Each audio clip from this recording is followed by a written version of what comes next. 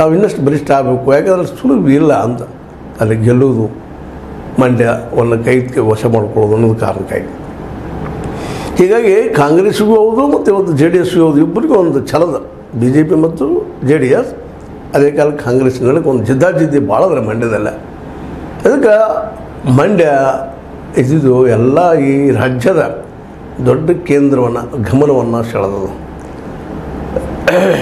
ಹೀಗಾಗಿ ಯಾರು ಏನು ಎತ್ತು ಹೋಗ್ತಾರೆ ಸುಮಲತಾ ಅವರು, ಇದು ಕಾಂಗ್ರೆಸ್ಸಿಗೆ ಅದು ಬರ್ತಾರೋ ಅಥವಾ ಕುಮಾರಸ್ವಾಮಿಗಳಿಗೆ ಇಲ್ಲಪ್ಪ ನಿಂತ್ಕೊಡ್ರಿ ನಾವು ನಿಮ್ಮ ಸಹಕಾರದ ಅಂತ ಹೇಳ್ತಾರೋ ಅನ್ನೋದು ಏಪ್ರಿಲ್ 3ರವರೆಗೆ ನಾವು ದಾರಿ ಕಾಯಬೇಕಾಗ್ಯದ. ಯಾಕಂದರೆ ಇನ್ನೂ ಡಿಸ್ಕಷನ್ ಮಾಡ್ತೀನಿ ನಾನು ಅನ್ನುವಂಥ ಮಾತನ್ನು ಹೇಳಿದ್ದಾರೆ. ತಮ್ಮ ಆತ್ಮೀಯ ದರ್ಶನ ಆಗಿರ್ಬೋದು, ಇನ್ನುಳಿದವರ ಚಿತ್ರರಂಗದ ಒಂದು ಹಿತೈಷಿಗಳಾಗಿರ್ಬೋದು, ಅವರೊಂದಿಗೆ ಮಾತಾಡಿಕೊಂಡು ನಾನು ತಿಳಿಸ್ತಾರಪ್ಪ ಮುಂದಿನ ನಿರ್ಧಾರ ಅಂತ ಹೇಳಿದಾರೆ.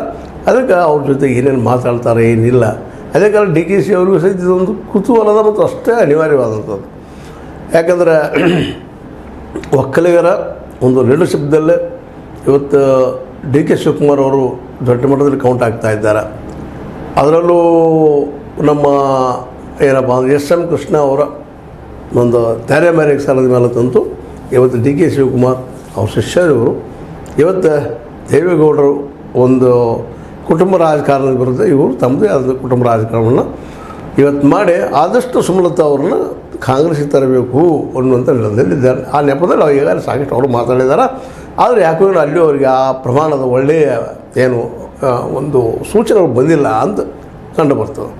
ಹೀಗಾಗಿ ಈ ಕಾಂಗ್ರೆಸ್ ಮತ್ತು BJP JDSಗಳ ಮಧ್ಯದಲ್ಲ ಸುಮಲತಾ ಅವ್ರು ಏನು ಮಾಡಬೇಕು ಅನ್ನೋದು ಸಹಿತ ಅಷ್ಟೇ ಕಷ್ಟ ಆಗಿಬಿಟ್ಟದೆ. ಮತ್ತು ಇನ್ನೊಂದು ಏನಾಗ್ಯದಂದ್ರೆ ಅಲ್ಲಿಯ ವರದಿಗಳ ಪ್ರಕಾರ, ಅಲ್ಲಿಯ ಒಂದು ಸ್ಥಾನಿಕ ವರದಿಗಳ ಪ್ರಕಾರ ಸುಮಲತಾ ಅವರು ಈ ಒಂದು 5 ವರ್ಷಗಳಲ್ಲೇ ಮಂಡ್ಯದ ಜನಸಾಮಾನ್ಯರೊಂದಿಗೆ ಬೆರೆತಿಲ್ಲ, ಅವ್ರ ಸಮೀಪ ಹೋಗಿಲ್ಲ, ಅವ್ರ ಜೊತೆಗೆ ಸಂಪರ್ಕನೂ ಮಾಡಿಲ್ಲ ಅನ್ನುವಂಥ ಮಾತುಗಳು ಕೇಳಿ ಬರ್ತಾಯಿದ್ದವು. ನಿಜವಾಗಿ ಇದು ಒಂದಿಷ್ಟು ಗಮನಿಸಬೇಕಾದಂಥದ್ದು ಮತ್ತೊಂದು ವಿಚಾರ ಮಾಡಬೇಕಾದಂಥ ವಿಷಯ.